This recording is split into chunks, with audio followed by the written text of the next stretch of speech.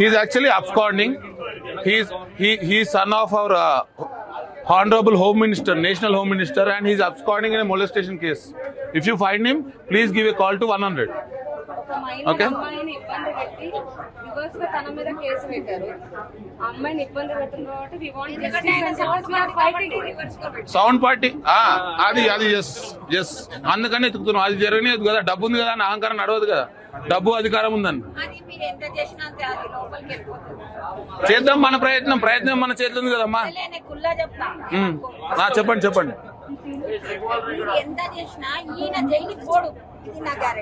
జైలుకి పోడు అంటారా? పంపిస్తాం మేము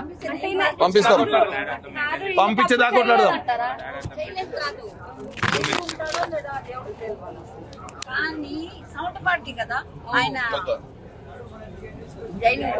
జైలు కూడా పంపిద్దాం మేము. మనం ప్రజాస్వామ్యం మనం కొట్లాడదాం న్యాయం జరగదా? ఏదైనా ఏ అమ్మాయిని ముట్టుకోవాలంటే వణకాలి. కరెక్టా? నేను చెప్పింది హోమ్ మినిస్టర్ కొడుకునే జైలుకి పంపిస్తే ఎవడైతే ఒక మనిషి, ఒక మొగాడు, ఒక ఆడదాన్ని ఇట్లా చేస్తే దట్ ఈస్ వెరీ బ్యాడ్ కదా.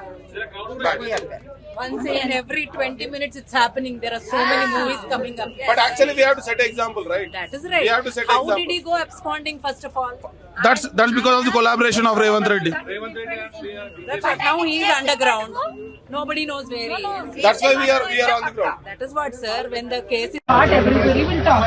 చల్లగా అయిపోయిన తర్వాత one God gift that God has given us is forgetting. People will forget, public will forget, political people will forget. Simply that is what is going to happen. When it is hot, everybody will make a noise.